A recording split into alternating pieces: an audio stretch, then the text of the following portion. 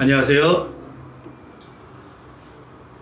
평화연대연구소에서 제작하고 있는 평화좌담, 오늘 마지막 시간입니다. 진행을 맡고 있는 저는 한양대학교 시민사회학과에서 학생들을 가르치고 있는 이원영이라고 합니다. 반갑습니다. 예, 이 평화좌담, 이 프로그램은 행정안전부의 지원으로 제작되고 있습니다. 자, 오늘 이 평화연대연구소의 적극적 평화 아카데미 온라인 공개 강좌 마지막 프로그램인 평화좌담의 또 마지막 시간입니다. 오늘은 한반도 평화 어떻게 이룰 수 있을지 이 점에 대해서 함께 이야기 나눠보도록 하겠습니다. 오늘도 함께 자리해 주셨습니다. 팍스 크리스티 코리아의 연구이사 박문수 박사님 나와주셨습니다. 예, 그리고 총신대 평화통일연구소 최순미 박사님 자리해 주셨습니다. 반갑습니다. 예, 서두에 말씀드린 것처럼 이 마지막 시간, 이제까지 저희가 2번에 걸쳐서 결국은 한반도 평화에 대한 이야기를 쭉 나눠봤는데요. 첫째 시간에는 한반도 평화를 둘러싼 우리 주변의 국제정세에 대한 이야기를 나눴고요. 두 번째 시간에는 한반도 평화를 가로막고 있는 우리 내부에 어떤 문제가 있을지 이런 이야기를 나눠봤습니다. 이제 마지막 시간, 오늘은 한반도 평화 정말 어떻게 만들어갈 수 있을지에 대해서 함께 나눠보도록 하겠습니다. 가장 먼저 첫 번째 질문으로는 이 한반도 평화에 가장 큰 영향을 주는 나라, 아무래도 미국이 아닐까 싶은데요. 미국에 대해서 좀 이야기를 나눠보도록 하겠습니다. 이 첫 번째 질문 역시 좀 막연하고 답변하기 좀 어려울 수도 있겠다 이런 생각이 듭니다. 현재 미국은 대통령 선거를 앞두고 있습니다. 근데 현재 상황이 참 모호하죠.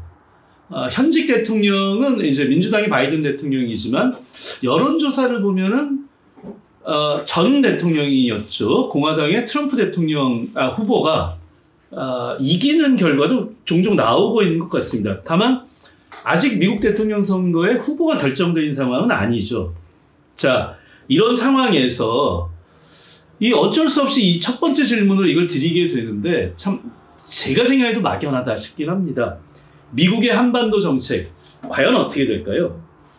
자, 이 질문은 최순미 박사님 먼저 답변해 주실까요? 뭐 역시 정말 답변이 곤란하면 묵비권례 행사하셔도 좋습니다.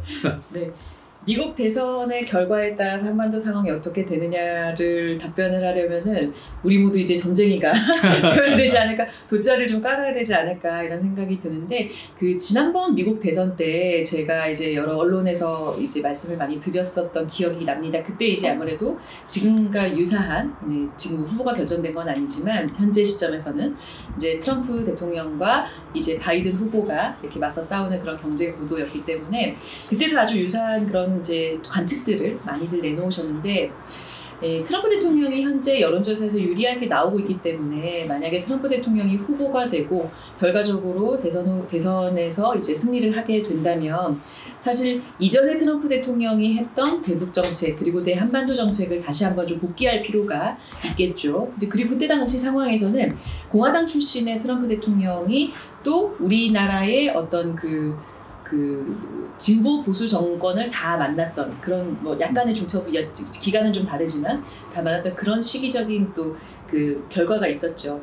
근데 그때 당시에 트럼프 대통령이 처음에 내세웠던 거는 오바마만 아니면 된다였어요.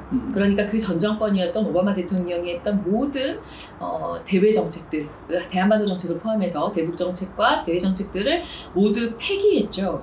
그리고 이제 다시 한번 자신만의 그런 정책들을 해 나갔었는데, 그 외교 정책 중에서 가장 우리에게 밀접했던 거는 본인이 김정은과 친밀하게 관계를 유지할 수 있고 또 북한과 대화할 수 있고 협상할 수 있다. 즉 한반도 평화에 굉장히 긍정적인 혹은 좀 친밀한 그런 태도를 보였습니다만, 그럼에도 불구하고 결국 2019년 하노이 정상회담, 한미 정상회담을 노딜로 끝낸 것도 트럼프 대통령이었습니다. 결과적으로 트럼프 대통령이 무엇을 남겼느냐 혹은 어떤 결과를 가지고 왔느냐는 하노이 정상회담을 끝내고 난 직후의 상황을, 미국 상황을 좀 보면 알 수 있을 것 같은데, 트럼프 대통령은 돌아가서 자신이 속한 공화당뿐만 아니라 민주당에서도 굉장한 환영을 받았습니다. 그러니까 다른 건 모르겠고 이건 잘했다. 약간 이런 이제 음. 반응들이 미국 내에서 굉장히 크게 있었죠. 특히 정치권에서는. 그런 측면에서 봤을 때 트럼프 대통령의 전반적인 성향과 그리고 어떤 대북 정책 그리고 대한반도 정책을 끌고 나왔던 부분들을 본다면 바이든 대통령보다 적극적인 것은 맞으나 실리적으로는 결국 미국의 이익에 훨씬 더 큰 비중을 차지할 수밖에 없기 때문에 미국의 이익에 손을 들 수밖에 없기 때문에 부정적인 영향을 미칠 수밖에 없다라는 게 제 생각이고요. 그렇다면 바이든 대통령 이하 민주당의 후보가 된다면 어떨까? 이 부분은 사실 대한반도 정책에서 조금 더 부정적으로 작용할 수도 있을 것 같습니다. 왜냐하면 바이든 대통령이 당선됐을 때 당시 우리가 이제 우리의 진보 정권과 미국의 그 민주당 정권이 겹치는 시기가 되었기 때문에 굉장히 기대를 했었습니다만 결국에는 아무것도 이루어지기 어려운 그런 이제 상황들로 끌려왔었거든요. 물론 그것은 그 전의 맥락도 중요하겠지만 결국에는 바이든 대통령은 코로나라는 어떤 급작스러운 상황과 맞물려서 모든 것을 우선순위에서 북한과 한반도 상황을 뒤로 미루어 놨던 그런 정권이었죠. 그래서 어떤 쪽으로 보든 그리고 누가 후보가 되든 누가 대통령이 되든 한반도 상황 자체 그리고 대한반도 정책 자체에서는 아직까지는 좀 부정적일 수밖에 없다라는 예측을 해볼 수 있을 것 같습니다. 자, 트럼프 대통령이냐 바이든 현 대통령이냐, 그러니까 트럼프 후보의 당선이냐 바이든 현 대통령의 사수냐. 물론 트럼프 후보로 공화당의 후보로 아직 결정된 상태는 아닌데 현재 미국의 공화당 안에서는 단연코 현재 여론조사상 1등을 달리고 있는 것 같습니다. 뭐 이게 상대적으로 이런 이야기를 하는 게 적절한지는 모르겠습니다만 어쨌든 트럼프 후보가 돼서 대통령이 당선된다면 무엇인가 할 것 같다 이런 말씀이셨고요.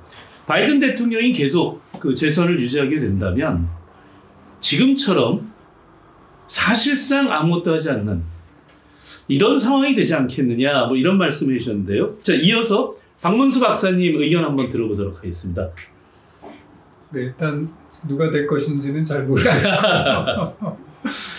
그때 지난 대선 때도 개표할 때 그 바이든이 미국 쪽에서는 그 트럼프가 된다는 생각이 우세했었어요.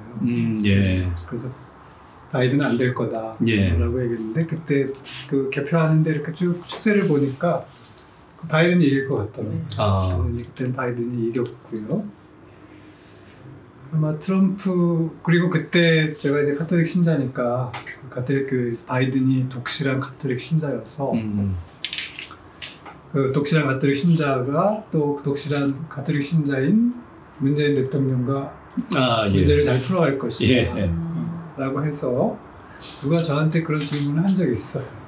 어떻게 될 것 같으냐 그래서 제가 바이든 대통령은 미국 대통령입니다. 미국 대통령은 미국을 위해서 일하겠죠.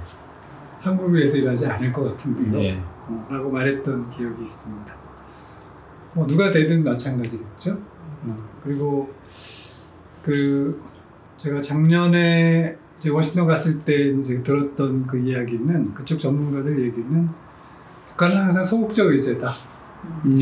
북한 문제는 항상 소극적 의제이기 때문에 그 소극적 의제라는 거는 그냥 최소한의 관리만 한다. 오바마 때로 얘기하자면 전략적 인내만 하는 것이죠. 그렇죠. 그렇게 관리하는 것이고 또 트럼프도 하나의 노딜 이후에 결국 미국 정치라는 걸 알았다는 생각이 들어요. 그러니까 미국이 대통령 혼자 좌지우지할 수 있는 게 아니고 특히 이제 국가 안보와 관련해서 관련된 정책들은 이제 의회가 매우 중요한 영향을 행사한다는 것을 알았고 그래서 미국 조야에서는 트럼프의 생각에 동의하지 않는다는 것을 알았기 때문에 그것을 거스르기 쉽지 않을 것 같고 또 최근 전개된 상황을 보면 트럼프의 생각대로 가기는 쉽지 않을 것이다. 그렇게 보면 누가 되든지 한반도와 관련해서는 현재 상황을 유지하거나 조금 더 강경하게 가거나 둘 중에 하나가 아닐까 이렇게 예측하게 됩니다. 사실 저는 그런 생각도 좀 들었습니다. 만일 트럼프 후보가 돼서 그다음 또 대통령이 당선이 된다면 북한의 김정은 위원장 입장에서는 전에 한 번이 아니죠. 3번 만났나요, 직접? 싱가포르, 판문점, 그리고 저 하노이. 네. 이렇게 만났는데 결국 빈손으로 돌아가게 됐어요. 말로는 그 당시에는 계속 이 트럼프 대통령에 대해서 계속 신뢰한다는, 이 글로는 계속 이런 표현을 하고 했습니다만, 실제 트럼프 대통령이 신뢰할 수 있을까? 사실 좀 이런 의문이 좀 들었습니다. 북한이 트럼프 대통령을 그렇죠. 신뢰할 수 있을까 문제인 거죠. 그러니까 김정은 위원장 입장에서 트럼프란 사람을 신뢰할 수 있을까? 이건 좀 의문이었거든요. 전 잘 모르겠습니다. 북한이 사실은 이미 미국이 어떻게 나오든가에 관계없이 우리 그냥 우리 길 가겠다라고 선언을 해버린 거잖아요. 그러면서 계속 좀 뭐랄까요, 미국이 두려워할 만한 것을 계속 조금씩 이걸 올린 거죠. 그게 결국 이 사거리를 연장하고 뭐 이런 문제였죠. 그래서 이 북한은 미국의 정책에 관계없이 어쨌거나 계속 미국이 자신들을 위협으로 여기게끔 하는 이런 행동을 계속 한 것이 아닌가 이렇게 생각을 하는데, 자, 이 점에서 또 한반도 평화에 대한 이야기를 할 때 또 빼놓을 수 없는 나라가 있죠. 바로 중국이죠. 자, 그럼 중국은 그럼 지금 한반도 문제를 어떻게 생각하고 있을까요? 그리고 앞으로 과연 중국은 대한반도 정책을 어떻게 펼칠까? 이 점이 또 궁금하긴 한데요. 자, 그럼 이 중국에 대한 얘기 먼저 최순미 박사님께 한번 의견 여쭤보도록 하겠습니다. 중국과 이제 북한의 관계를 소위 이제 친한 이제 형제 관계, 사회주의 형제 국가라고들 많이 생각을 하시죠. 실제로도 그래 왔고 역사적으로 그렇게 해 왔는데, 사실 중국은 미국을 견제하기 위해서 북한과 또 친밀한 관계를 최근에 유지를 하고 있는 게 사실입니다. 그러니까 만약에 중국이 북한에 대해서 뭐 아주 도와주고 싶은 마음이나 이런 것들은 최근에 사실은 없죠. 그러니까 조금 더 구체적으로 말씀을 드리면, 예를 들어 북한이 핵 개발을 하고 계속해서 이제 핵실험을 하고 이렇게 하는 것에 대해서 중국이 과연 그것을 환영할까? 말하자면 중국이 북한을 지금도 좋아할까? 라고 질문을 한다면 더 이상 그렇지는 않은 것 같습니다. 예를 들어서 북한이 핵을 개발한다는 거는 미국에게 가장 큰 위협이 되겠지만 중국에게도 썩 좋은 일은 아니겠죠. 그렇죠. 네, 그런 측면에서 봤을 때는 중국이 북한과 친밀한 관계를 다시금 시도하는 이유 중에 하나는 결국 또 미국에 대한 견제입니다. 그러니까 우리가 G2로 설명을 하잖아요. 중국은 또 하나의 G2인 미국에 대해서 계속해서 견제하고 있는 그런 상황이라고 볼 수가 있겠죠. 그러니까 여전히 중국은 한반도의 현상 유지를 선호하면서 동시에 북한을 이용한 그런 미국 견제를 계속해 나갈 것으로 보여지고요. 그런 의미에서 만약에 앞서 이제 질문에서 나왔던 것처럼 미국 대선의 결과, 그리고 미국의 어떤 대중 정책이 어떻게 되는지에 따라서 중국의 입장은 완전히 또 달라질 수 있습니다. 예를 들어 트럼프 대통령이 처음 당선됐을 때 미국과의 어떤 경제적인 전쟁, 관세 문제나 이런 것들 여러 가지 갈등들이 있었잖아요. 그런 것들이 다시 재발할 가능성, 이런 것들을 계속해서 우리가 염두에 두고 지켜볼 필요가 있겠죠. 예, 그럼 이 두 번째 질문, 중국에 대한 의견, 박문수 박사님 한번 통해서 들어보도록 하겠습니다. 네, 중국이 북한을 이야기할 때 순망치 않은 관계라고 하죠. 예. 이빨과 입술의 관계만큼 밀접하고, 또 이렇게 미중 대결 구도 안에서는 또 여기 완충지대로서 특히 이제 북한이 이만큼 전선이 앞에 나와 있는 것이기 때문에 6.25 때 참전한 걸 생각해 보면 북한이 어떤 위치에 있는가라고 하는 거, 중국에게 어떤 위치인가, 그 전략적 중요성이 어떠한지를 알 수가 있죠.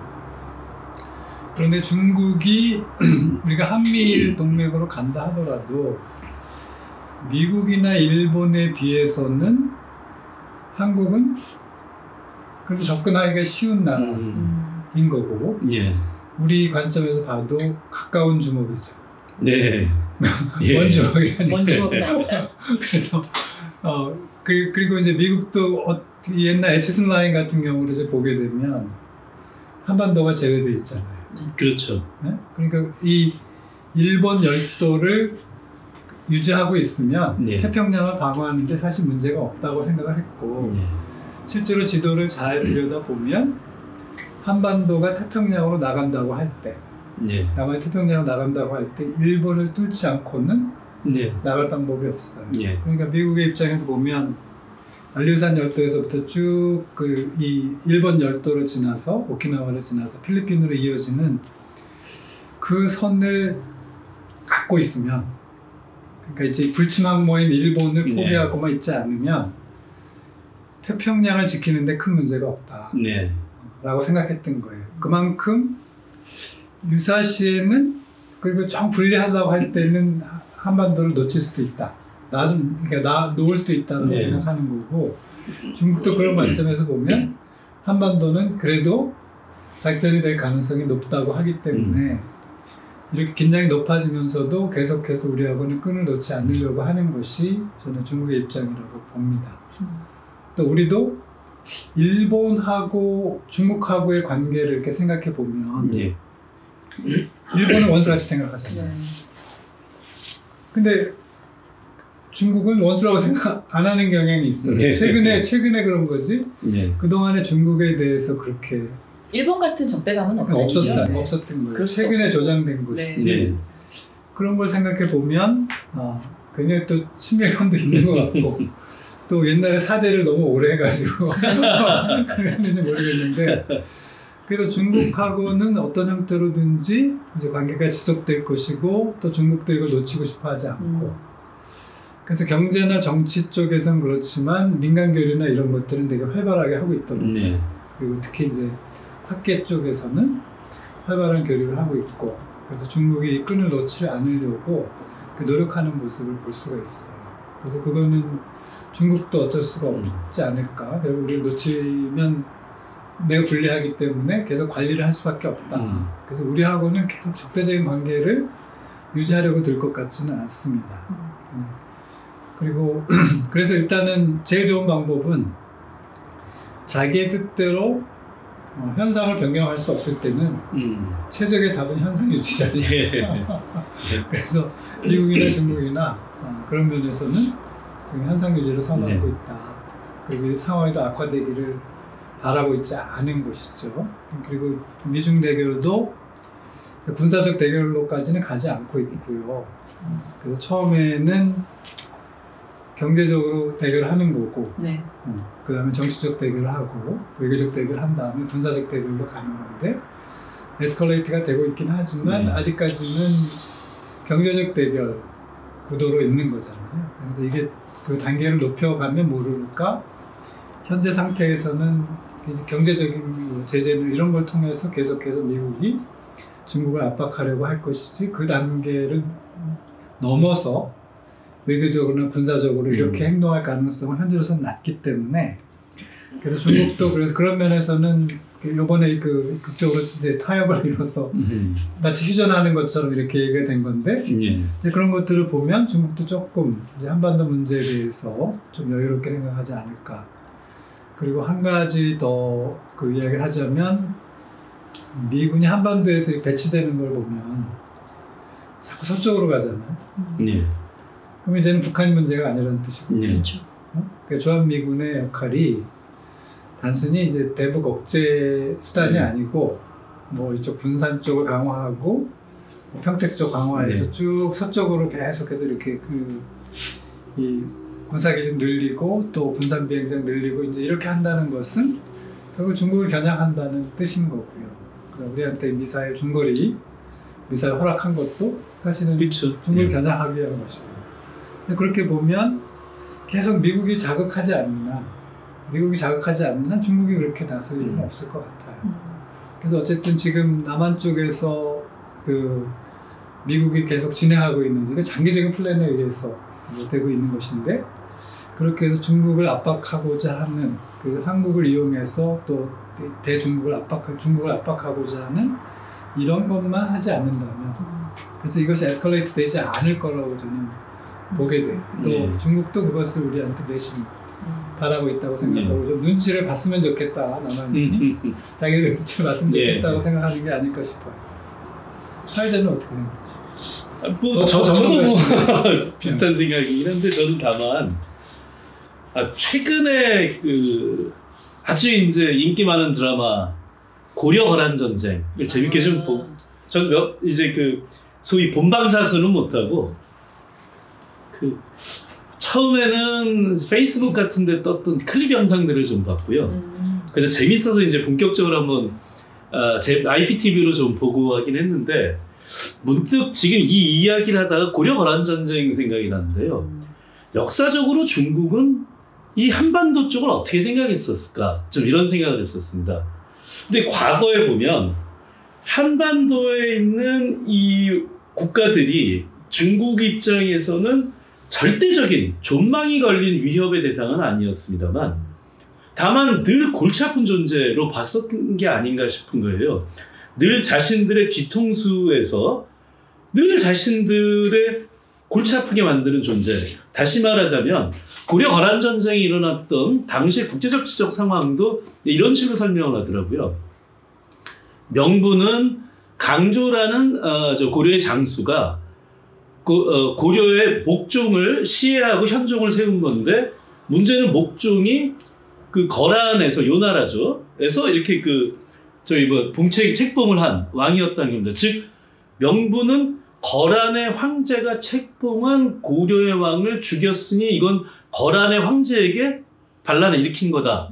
그런 강조를 이렇게 처단을 해야 된다. 이게 명분이었다고는 하는데요. 실제로는 송나라, 그러니까 중국의 왕조에 대한 이 싸움을 하기 전에, 그 전에도 이제 전쟁이 있었죠. 근데 이쪽이 훨씬 더 중요한 전선이었던 거죠.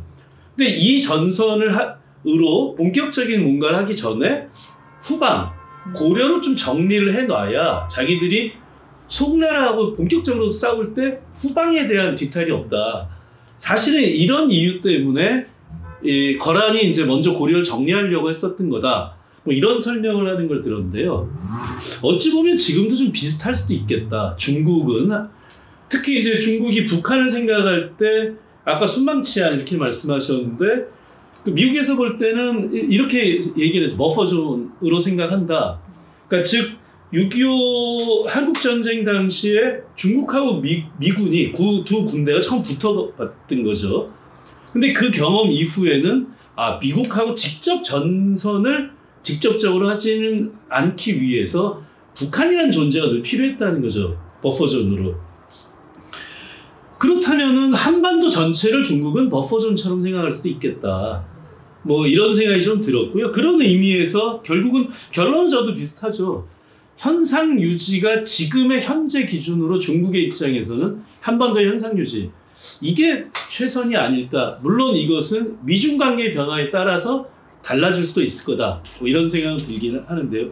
어쨌든 저도 두 분 박사님들하고 좀 비슷한 생각인 거죠. 자, 이렇게 해서 이제 미국 얘기하고 중국 얘기를 했는데요.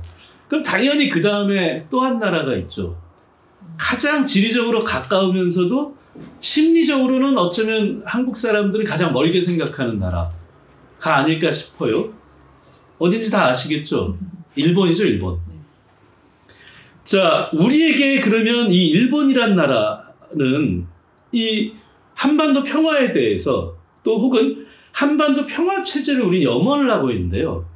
일본하고 그럼 우리는 어떤 식으로 관계를 맺어야 될까? 다시 말하면 한반도의 평화를 일본이 지지하게 하려면 우리는 뭘 해야 될까? 이게 고민이 안 될 수가 없겠죠. 자, 그런 면에서 먼저 또 이 부분은 그럼 어떻게 박문수 박사님 먼저 말씀해 주실까요? 그러니까 편하게 뭐 국제정치 이런 거 쓰지 말고 계속 안 쓰시면 일본이 그 한반도의 평화가 와서 그 한반도의 평화가 실현되고 통일이 된다고 했을 때 일본은 그 한국을 어떻게 바라보게 될까? 그러니까 거기에 그렇게 이제 생각해 보면 좀 다른 각도에서 이제 우리 문제를 바라보게 됩니다. 특히 이제 문재인 정부 때 이제 국방비가 크게 늘어가지고 그게 사실 동북아의 안보 딜레마를 가져왔어요. 그래서 군비가 급격하게 증강이 되니까 일본이 위협을 느꼈고, 그래서 그 위협을 느끼면서 거기도 이제 국방비를 느리게 된 거예요. 그러니까 계속해서 군비 경쟁이 동맹들 안에서도 일어나는 거죠. 같은 우방들끼리서 이제 일어나는 거고. 자, 그러면 핵을 가진 북한과 지금 세계 7위의 군사력, 국방비로는 뭐 저희가 10인가 11인가 그러는데 군사력으로 따지면 7위인 그 남한하고 핵을 가지고 있는 북한이 통일이 되면 일본은 어떻게 입니까? 예.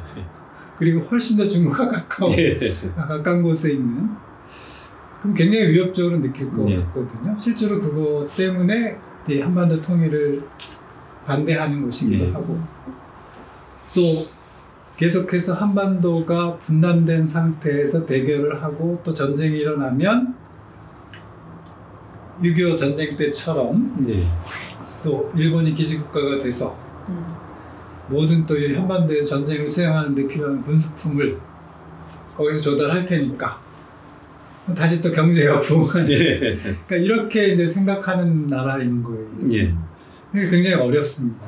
그러니까 예를 들면 일본이 우리에게 위협을 느끼지 않도록 우리가 비무장을 한다 라고 하면 우리는 일본을 또 어떻게 바라보게 될까? 비무장된 상태에서 일본을 어떻게 바라보게 될까? 이렇게 생각하면 대한민국 국민 어느 누구도 비무장을 안 된다. 그래서 그만큼 어려운 관계인 거예요. 그러니까 두 나라의 이해관계가 합치되는 것이 아니고 사실은 모순되기 때문에 사실 저희가 잘 관리를 해야 됨에도 불구하고 이렇게 아주 가까운 나라들 사이에서는 이런 딜레마가 있다는 거예요. 뭐 중국도 마찬가지죠. 통일된 한반도가 중국에게 유리하리라는 보장이 없잖아요. 그러니까 결국은 중국이나 일본이나 우리한테 잘 협조적이지 않은 이유는 아주 직접적인 위협이 될 수 있기 때문에 그러면 이들에게 위협을 느끼지 않고 그러면서 평화적으로 공존할 수 있고 침략해서 다시 식민지를 만들겠다는 생각을 갖지 않은 상태에서 어떻게 셋이 공존할 수 있을까라고 하는 걸 고민하지 않고는 안중근 시기의 동북아 평화를 이렇게 평화론을 갖지 않고서는 하기가 어려운 것이죠. 그래서 삼국 사이에 긴밀한 교류들이 있고 뭐 여태까지 그런 적은 많지 않았습니다만 그래서 그런 식으로 협력하기 전까지는 한일 관계는 끊임없이 긴장 관계에 있을 거라고 생각이 들어요. 직접적인 전쟁만 하지 않을 뿐이지. 물론 어떤 이제 학자들은 가까이 있는 나라 치고는 전쟁을 많이 안 했다. 예를 들어 중국하고 우리하고 전쟁한 거나 일본하고 우리하고 전쟁한 걸 보면 사실 얼마 하지 않은 거예요. 유럽에 있는 나라들끼리 보면 어마어마하게 전쟁을 하잖아요. 근데 그게 말이죠. 어떻게 보면 중국 그 넓은 땅덩어리 안에서 자기들끼리 늘 전쟁을 했고요. 중국은. 의외로 일본도 사실은 그렇죠. 일본이라는 나라는 큰 넓은 나라인데 길게 생겼으니까 그 자기들끼리 늘 전쟁을 했어요. 맞습니다. 그러다 보니까 한국까지 굳이 전쟁을 해야 돼. 이 한반도에 굉장히 센 나라가 등장하지 않는 한은 그랬던 게 아닌가 싶기도 하더라고요. 아니, 그래서 이제 그런 것도 있죠. 그런 것도 있는데 여태까지 보면 가까이 있는 나라들 치고는 뭐 유럽에 비하면 전쟁을 적겠죠. 그래서 비교적 평화적인 나라라 이게 평화적인 대륙이라는 얘기를 하는 거죠. 물론 이제 그 중에 이제 우리가 제일 약했기 때문에 그런 의미가 설득력이 없죠. 그런 말이. 그래서 이 일본은 힘으로도 안 될 것 같고 또 평화적으로 하기에는 이자들이 반성을 안 하기 때문에 과거에 대한 반성이나 이런 것들을 전혀 하지 않기 때문에 또 평화적인 것도 쉽지 않을 것 같고 그래서 솔직히 말하면 저는 방법을 모르겠어요. 어렵습니다. 네, 그러니까 그리고 또 제가 이제 이렇게 이제 북한을 공부하고 국제정치 쪽을 한다고 하니까 이제 그런 질문도 하셔요. 일본을 만약에 남한하고 일본하고 붙으면 어디가 이기냐요 전쟁을 하면. 그래서 내가 농담으로 그렇게 얘기하거든요. 바다 건너가면 우리가 이기고. 근데 바다를 건너갈 방법이 없다. 왜냐면 거기 해군이 너무 강하기 때문에.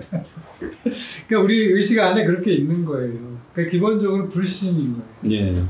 그래서 이것을 그 불신의 관계를 극복하지 않고서 한일 관계가 발전할 수 있을까? 그리고 지금 미국의 강요에 의해서 어쩔 수 없이 이렇게 준동맹의 관계를 맺고 있지만 이게 과연 정권이 바뀐 지속될까? 또 쉽지 않다고 보여요. 그래서 그것이 우리가 갖고 있는 이 동북아 쪽에서 한반도와 일본이 가까이 있으면서 형성했던 오래전 역사적 관계라고 하는 것이 이렇게 지금까지 영향을 주고 있고, 이것이 인간의 본성이 바뀌지 않는 한 앞으로도 바뀌기는 쉽지 않을 것 같다. 그러면서 답이 저는 잘 생각이 안 들어요. 안 나요. 말씀하신 걸 듣다 보니까 뭐 국제정치 이론 얘기는 하지 말고 이런 말씀하셨는데, 듣다 보니까 한일 관계는 정말 그런 구성주의 국제정치 이론 중에 그런 식으로밖에 설명을 하기 어렵죠. 뭐 예, 그렇게 설명할 수밖에 없지 않을까요? 뭐 이런 생각이 좀 들긴 들었는데요. 예, 이어서는 그 최수미 박사님 또 말씀 한번 들어보겠습니다. 결국 외교는 이제 상호관계잖아요. 상호의 필요와 이제 니즈가 만나는 거일 텐데, 저도 이제 이론을 좀 벗어나서 말씀을 드리자면, 일본의 입장, 그러니까 사실 한일 관계는 중국과의 관계보다 훨씬 더 어려운 건 사실인 것 같아요. 물론 그것의 가장 큰 원인은 이제 역사가 그 주 원인이 될 텐데, 그 일본의 입장에서 만약에 남한이든 북한이든 남북한의 통일을 원하지는 않더라도 남한과 북한과 부정적인 관계, 즉 우호적인 관계에서 벗어나는 것을 또 원할까? 그러니까 일본 자국의 안보를 위해서는 남한이든 북한이든 척을 지면 또 안 되는 거죠. 적대 관계를 만들면 또 안 되는 요소인 거죠. 그럼에도 불구하고 어쨌든 한일 감정이 썩 좋지가 않기 때문에 그 부분은 늘 이제 일본 입장에서는 과제로 이제 되어 왔거든요. 물론 지금은 좀 상황이 이제 최근에는 좀 상황이 달라지긴 했습니다만, 그렇다면 일본은 결국에는 만약에 남북한 통일을 놓고 본다면 남북한이 통일이라고 하는 것을 만들어가는 과정, 즉 정말 우리가 다시 사이가 좋아지고 뭔가 대화와 협상의 물꼬가 트여지고 이렇게 됐을 때 그런 대화의 프로세스가 시작이 되면 일본은 스테이터스를 어떻게 가져갈 것인가? 당연히 참여하고 싶어 하죠. 네. 왜냐하면 통일된 한반도에 대한 우려와 동시에 그 남북한의 통일에 자신들이 개입하고 싶을 거란 말이죠. 그리고 또 한편으로는 이제 적극적으로 그것을 응원하기는 또 어려울 거잖아요. 말하자면 우리가 소위 말해서 물 들어올 때 노젓는다는 얘기가 있잖아요. 우리 들어오면 노를 저을 거예요. 분명 일본은 개입하려고 할 것이고, 협상 테이블에 적극적으로 앉아서 우리도 주변국으로서 이렇게 해야 된다고 생각한다라는 의견을 제시하겠지만, 뭐 그것이 대단한 개입은 아니더라도, 그런데 반대로 얘기하면은 남북한의 통일을 일으켜줄 바람이나 파도를 일으키진 않을 거라는 거죠. 그 일본의 입장에서 봤을 때. 자, 그럼 우리는 무엇을 해야 될까? 저도 고민이 정말 많고 구체적인 아이디어는 없습니다만, 이것을 역으로 이용을 한다면 사실상 이 문제는 우리가 고민할 것 없이 남북한이 다시 한번 평화 프로세스, 즉 이게 평화 프로세스라니까 자꾸 정권의 단어가 돼서 좀 그렇습니다만 평화적인 그 통일의 수순을 밟게 되면 사실 자연스럽게 일본은 우리에게 적극적으로 어떤 대화하고 협력하고 이런 관계들로 이제 말하자면 협상의 테이블로 다시 나올 것 같은 거죠. 그러니까 우리는 그런 분위기를 만들면 되는 겁니다. 그러니까 우리가 일본과 중국을 신경 써서 움직이는 것이 아니라 우리가 남북관계와 우리 스스로의 자국의 어떤 평화를 위해서 움직이다 보면은 중국이나 일본은 그냥 좌시하고 있기는 어려운 입장이다. 우린 그걸 이용해야 한다라는 측면을 좀 말씀드리고 싶고, 물론 다시 한번 어떻게 평화적인 남북한의 통합의 과정을 만들어 나갈 것인가에 대해서는 저 혼자만의 아이디어로 되는 것도 아니거니와 여러 가지 변수들이 있기 때문에 말씀드리기 어렵지만, 그래도 그 과정 속에 만약에 우리가 들어가게 된다면 이 부분은 자연스럽게 풀리겠다 이렇게 생각합니다. 사실 보면 일본은 이 한반도 평화 프로세스가 시작되는 분위기가 있으면 늘 북일 관계 개선하려고 발빠르게 움직였었죠. 맞습니다. 사실은. 그러니까 최 박사님 지금 말씀하신 것처럼 일본은 한반도 평화 프로세스를 적극적으로 추동해 나갈 그런 국가는 아니지만, 한반도 평화 프로세스의 시작이 되면 늘 거기에 개입을 해서 어쨌든 거기에 개입을 해야 자국의 이익을 좀 확보할 수 있을 테니까요. 안보도 보장되죠. 그렇죠. 네. 늘 그러려고 했었다. 이제 이런 생각이 듭니다.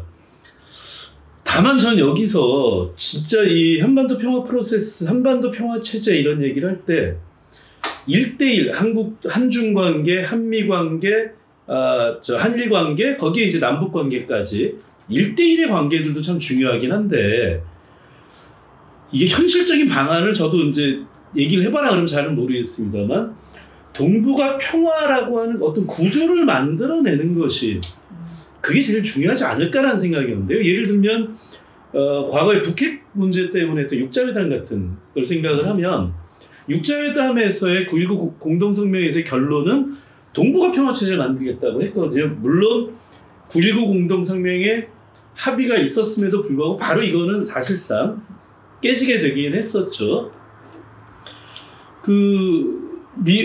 미국의 재무부가 이제 북한의 위조 달러 지폐 이걸 딱 걸고 나오면서 이제 사실상 이제 깨지긴 했는데 그때 경험을 미루어 보면 공동성명이 발표됐을 때는 다들 깜짝 놀랐거든요. 야 이거 뭐 되는 거 아니야?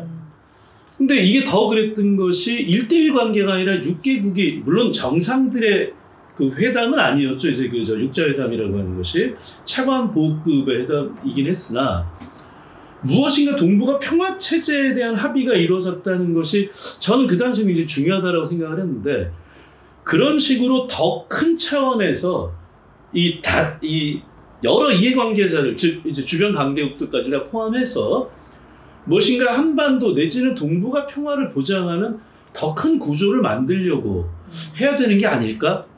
그랬을 때 정말로 이게 뭔가 본격적으로 되돌아, 그러니까 리버서블한, 그러니까 즉 북핵 문제에 대해서만 리버서블이라는 단어가 적용되는 게 아니라 저는 이런 거에도 적용이 돼야 된다고 생각을 하는데요. 되돌릴 수 없는 그런 구조를, 그렇죠, 불가역적인 그런 구조를 만들려고 고민을 해야 되는 게 아닐까? 그래서 저는 개인적으로 계속 그런 생각을 좀 해봤었습니다. 그러기 위해서는 최종적으로는 결국 이게 정상회의로 제도화되는 과정이 필요하지 않을까? 개인적으로 저는 계속 좀 이런 생각은 해봤는데요.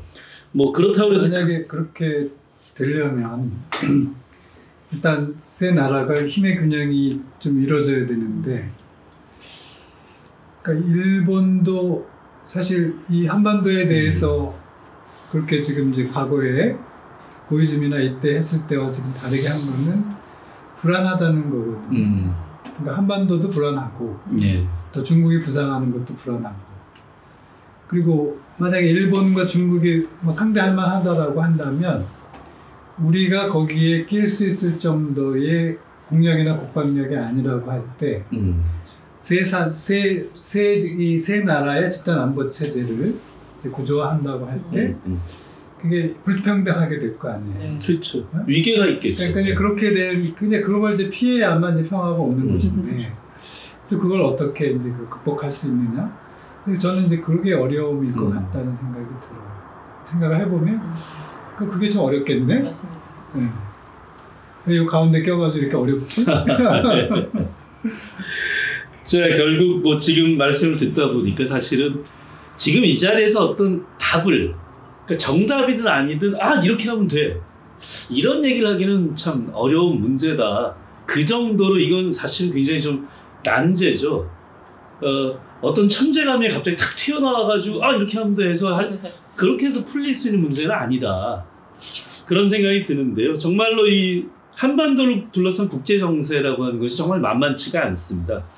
그런데 반면에 이 한반도 내에서 한반도의 평화를 주장해온 세력들은 또 이렇게 만만치 않은 여러 정세와 난관이 있음에도 불구하고 늘 이렇게 존재를 해왔어요. 그것도 생각해보면 참 신기하죠.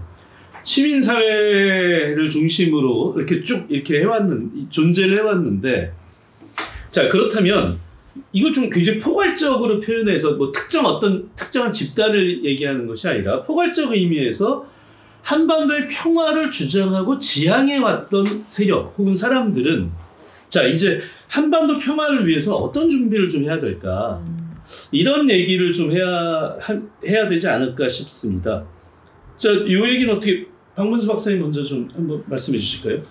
네, 저도 북한어를 공부할 때 이제 꿈을 꾸었던 것은 이렇게 신학이나 다른 인문학을 했을 때 풀리지 않는 어떤 좋은 힌트를 얻을 수 있지 않을까라고 하는 기대를 가지고 공부를 하러 갔는데 알고 보니 더 복잡해져서 방법을 더 모르게 된 거예요. 더 답이 안 나오죠. 그리고 훨씬 더 이 국제정치라고 하는 것이 현실주의의 벽이 높구나. 네. 결국 힘으로 모든 걸 해결하려고 하는 게 지배하고 있다는 것을 느꼈어요. 실제로 국제정치가 힘 있는 나라들이 국제정치를 하는 거죠. 그렇죠. 힘이 약한 나라도 국제정치가 있겠어요. 그러니까 현실주의가 지배할 수밖에 없는 거예요. 그러니까 결국은 힘의 지배를 받는다라고 하는 것, 결국 힘 아니고는 아무것도 할 수 없다라고 하는 것만 더 강하게 듣고 오니까 그전엔 그래도 다른 가능성들을 막 상상하다가 오히려 공부하고서 현실주의의 도전을 너무 강하게 받다 보니까 이걸 어떻게 극복해야 되는가 오히려 더 큰 숙제가 생긴 거예요. 그런데 이제 제가 최근 몇 년 동안 한미일 관련된 이제 행사들을 많이 참여하다 보니까 특히 일본의 시민사회에서 그 평화헌법을 개정하는 걸 반대하는 운동을 하는 분들이 68세대라고 하는 분들인데 이분들이 80이 되고 막 90이 됐는데도 꾸준히 하시는 거예요. 그리고 이분들은 그냥 뭐 1, 2년 하다 마는 게 아니고 그때부터 지금까지 계속 하는 거예요. 그래서 우리도 이렇게 일관되게 하는 게 좀 필요하겠다.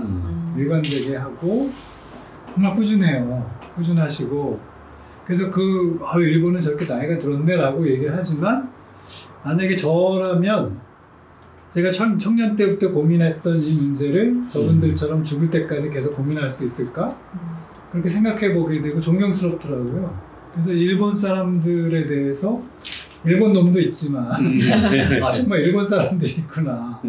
그리고 또 꽤 두터워요, 그 층이. 물론 이제 그분들도 워낙 일본이 우경화되면서 그 우경화되는 이제 우경화를 지지하는 세력들이 커지는 것 때문에 굉장히 이제 위축돼 있고 또 이 남한을 부러워하긴 하지만 그래도 한 30% 가까이는 끊임없이 그 생각을 포기하지 않고 여태까지 평화헌법이 개정되지 못하게 그렇게 이제 움직여 온 것을 보면 또 타산지석으로 삼을 만한 것이 있다고 생각이 돼요.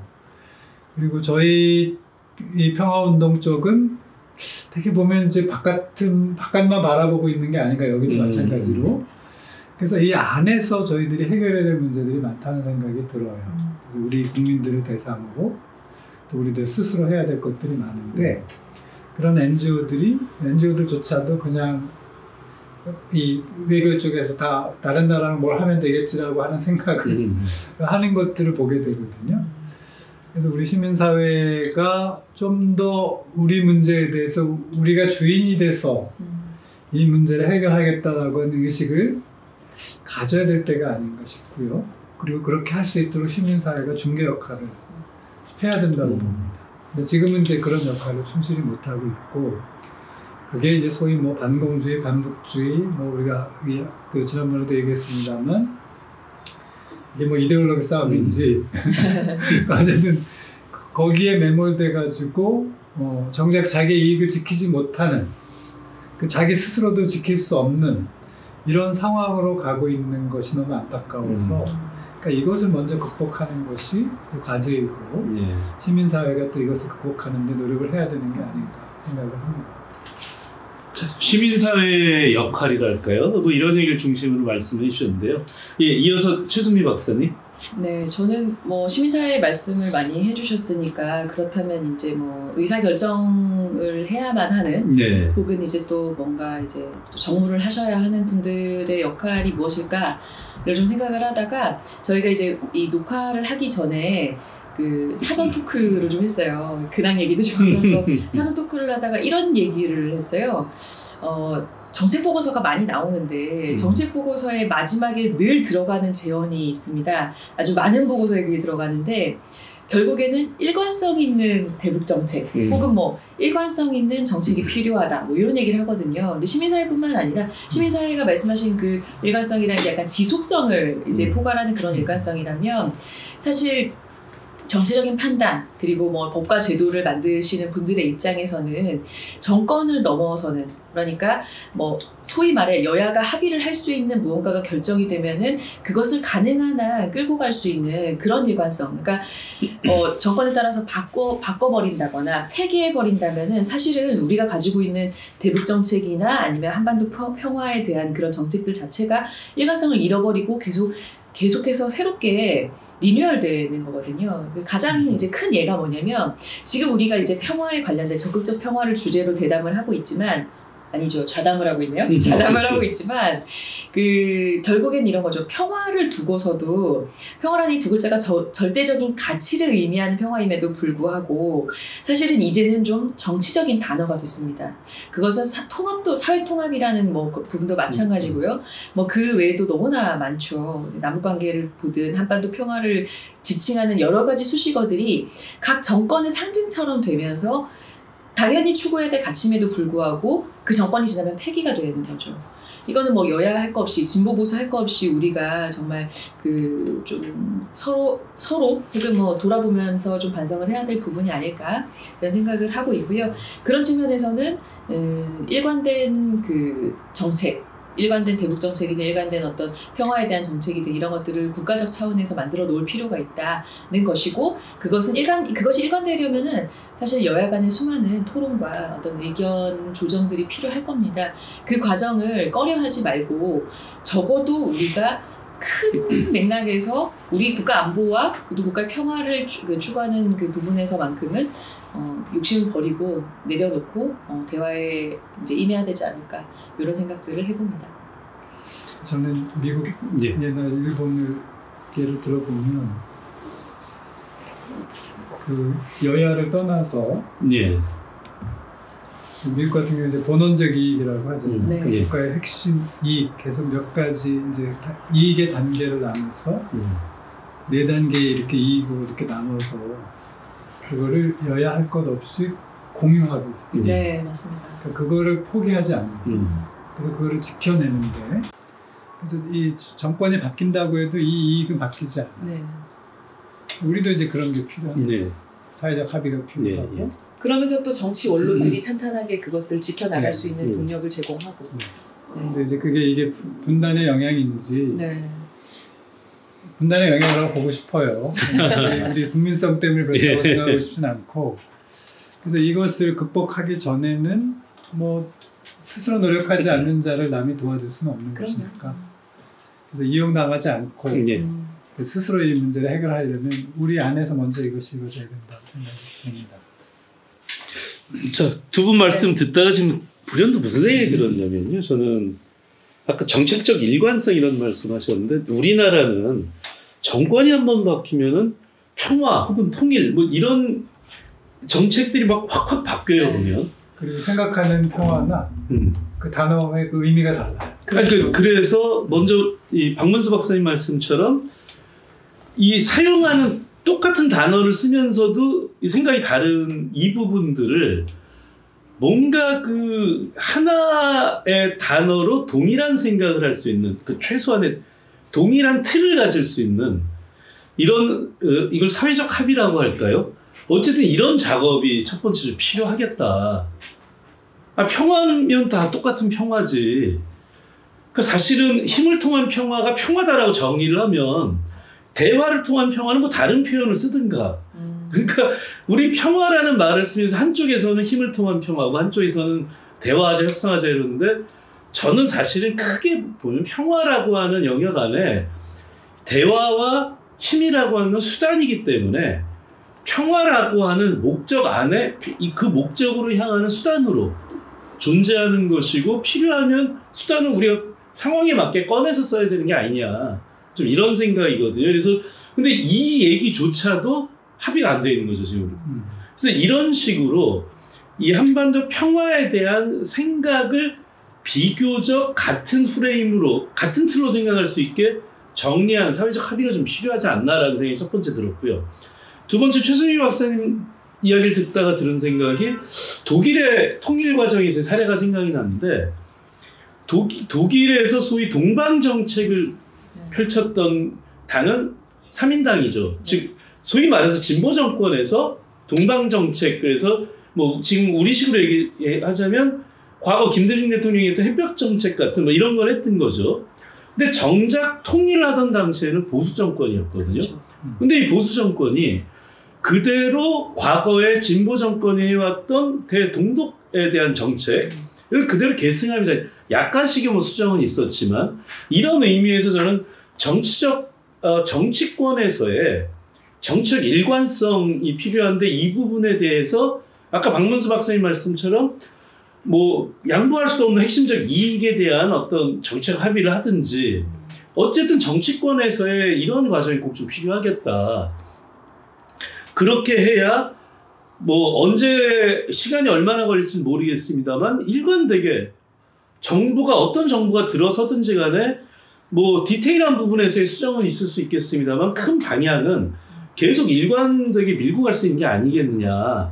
그리고 그것이 생각보다 굉장히 중요하겠다. 이런 생각이 좀 들었습니다. 자, 이제 저희 이 3번에 걸쳐서 했던 모든 시간 마무리할 시간이 됐는데요.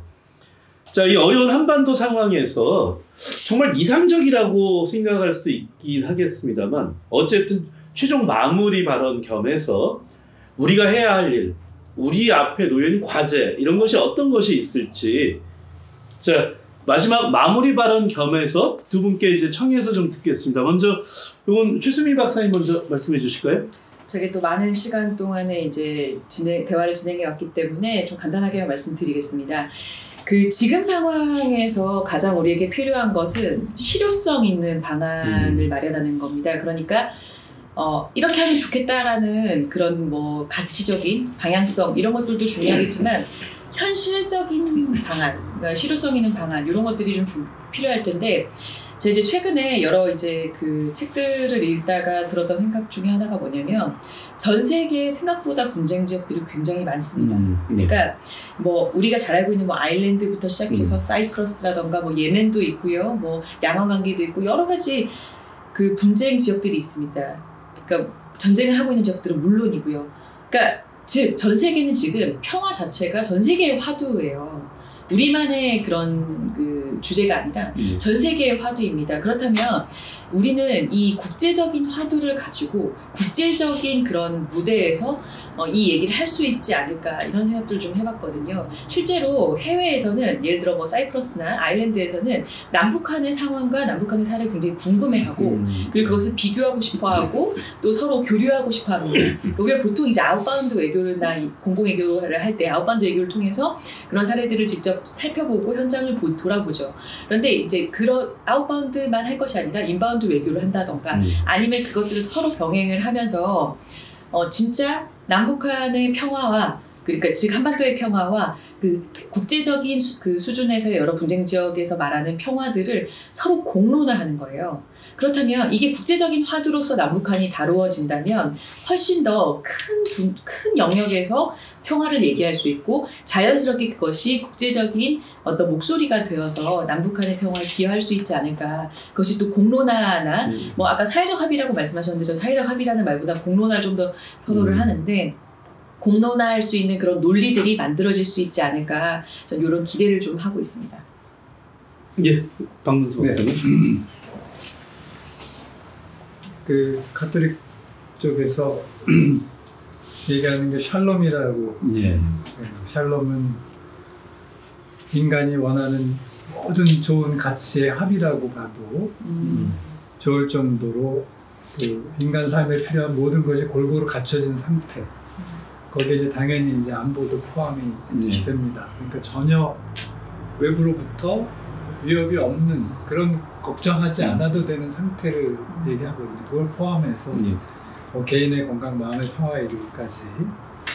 근데 이게 이상적인 거잖아요. 그리고 평화라는 그리고 이 신학에서는 God has many names라는 책이 있어요. 그러니까 신이 이름이 많다. 근데 평화도 그 중에 하나. many names. 평화도 이름이 많다. 네, 그리고 평화도 사실 스펙트럼이 굉장히 많아요. 맞습니다. 그러니까 똑같이 한반도에서 이 정권에서 평화 얘기를 할 때는 자유주의적인 평화, 관여 정책을 통해서 계속해서 교류를 통해서 이제 긴장의 정도를 낮추고 그다음에 전쟁할 필요가 없게 이제 만드는 쪽으로 가는 걸 평화라고 얘기하고, 여기서는 이 박스라고, 제가 박스 크리스티라고 했는데 이 박스 로마나하거나 박스 아메리카나 박스 브리테니카 이렇게 얘기할 때는 월등한 힘으로 주변에 있는 작은 힘들을 완전히 제압해서 조용한 상태, 이게 소극적 평화인 거죠. 그래서 그런 상태를 이제 박스라고 해요. 근데 지금 이제 미국이 꿈꾸는 평화는 이제 그런 평화일 거 아니에요? 그렇죠. 근데 그거는 겉으로 드러나지 않지만 거대한 폭력이 그 자잘한 폭력들을 다 제압해서 얻게 되는 평화인 거예요. 그래서 이제 그런 평화는 저희가 바라는 게 이제 아닌 거죠. 그리고 아주 현실적으로 생각하면 지금 이 소극적 평화도 지키기가 쉽지 않아요. 그런 현실이기 때문에. 그래서 이제 많은 평화학자들은 이상적인 걸 얘기하기보다는 현재 우리가 사용하고 있는 폭력을 어떻게 더 줄일 것이냐에 더 관심을 많이 갖고 있어요. 그게 더 실효적인 거죠. 그러니까 폭력을 어떻게 더 줄일 것이냐는 건데, 지금 한국 사회를 보면 이게 남북이 이렇게 서로 폭력적으로 대결을 하는 거잖아요. 굉장히 중무장화되어 있고, 이번에 러시아하고 우크라이나 전쟁을 하면서 한국이 상시적인 전쟁 준비를 한 상태에 있었기 때문에 무기나 포탄을 지원할 수 있었다라고 하는 역사를 우리가 경험하게 됐잖아요. 그만큼 우리가 항상 전쟁 준비를 하고 있고 전쟁 상태에 있다라고 하는 걸 또 절감하는 계획이기도 했어요. 그거를 국뽕으로 생각하시는 분도 계십니다. 그래서 이런 상태로는 평화가 올 수가 없죠. 그리고 우리가 이렇게 준비하고 있는데 저쪽에서 준비 안 할 수가 없고, 우리가 재래식 군비를 늘리는데 북한에서 핵을 안 만들 이유가 없고, 그래서 이런 것의 근본에서부터 이제 그치게 하려면 우리 사회 안에서부터 적극적 평화라고 얘기하는 것이 아주 성숙된 민주주의를 통해서 실현이 되거든요. 그리고 인권이 보장이 되고, 그리고 전 사회적으로 이제 민주주의가 골고루 성숙할 때 자연스럽게 다른 사람들을 존중하는 태도가 되잖아요. 존중하는 태도를 갖게 되고 인정하게 되는 건데, 이 지금 상태는 인정하지 않잖아요. 상대를 존중하지 않고, 그 다음에 모든 것은 북한의 책임이잖아요. 6.25 전쟁도 저놈도 책임이고, 그러니까 저쪽에서 먼저 무릎 꿇고 사과하기, 용서를 청하기 전에는 안 해준다. 그리고 이제 용서하면 또 용서해 줄지 모르겠어요. 용서를 청할 때 뭘 하라고 요구할 것 같아요. 그럼 용서가 아니잖아요. 그래서 이제 이런 상태에서는 어떤 평화도 있을 수 없다. 그래서 저희가 두 번째 시간에 분단 트라우마도 얘기를 했었는데, 분단과 전쟁 트라우마나 이런 것들이 여전히 남아있는 상태에서는 이 문제를 해결할 수 없다. 그리고 그때 이제 국가폭력에 의해서 희생당한 사람이건 적대 세력에 의해서 희생당한 사람이건, 그냥 뭐 이러저러한 이유 없이 그냥 억울하게 죽음을 맞은 사람들, 이런 사람들의 그 억울함을 좀 풀어주는 이런 것이 내부에서부터 있어야 되는 거고, 그래서 이런 것이 있을 때 우리가 용서할 수 있는 힘, 화해할 수 있는 힘을 키울 수 있다고 봐요. 그리고 이런 것이 포텐셜로 있을 때 남북관계나 뭐 한일관계나 대중관계나 이런 데 있어서 조금 우리가 주도적으로 뭘 할 수 있을 것 같은데, 그런 내적인 힘을 저희가 갖고 있지 못하다고 생각이 들어요. 그래서 이제라도 이제 그런 것들을 키워나가는 것이 저의 바람이기도 하고, 그런 면에서 제가 일하고 있는 영역이나 또는 종교 쪽에서 기여할 수 있지 않을까 생각해서 이런 평화운동에 좀 관여하고 있습니다. 예, 두 분 이야기 잘 들었습니다. 마지막 인사 한 말 겸해서 말씀해 주셨기 때문에 제가 특별히 따로 정리하지는 않겠습니다. 자, 이제 지금까지 준비했던 모든 좌담 프로그램 마쳐야 할 시간입니다. 참 모든 여러분들이 참 느끼시겠지만 참 어려운 시기입니다. 한때 우리는 봄날 같은 평화를 꿈꿨던 시간도 있었습니다. 실제 그 당시에 2018년도 보면 남북 정상회담을 할 때 공연 제목이 봄이 온다였던가요? 뭐 그랬죠. 그런데 이제는 보면 다시 찬바람이 불고 아주 동토 같은 세상이 됐습니다. 그럼에도 불구하고 우리는 평화에 대한 꿈은 버릴 수가 없습니다. 우리는 이제 더 더 큰 꿈을 꾸어야 될 때가 아닌가 싶습니다. 단순히 평화스러운 상황, 서로 전쟁을 하지 않는 상황, 이 정도의 평화가 아니라 평화의 그 본질 자체를 실현할 수 있는 그런 상황, 그런 세상, 이런 세상을 꿈꿔야 하지 않을까 싶습니다.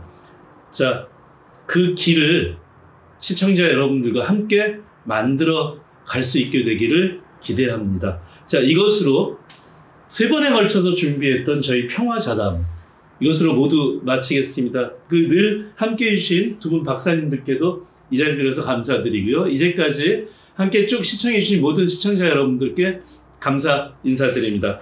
자, 감사합니다.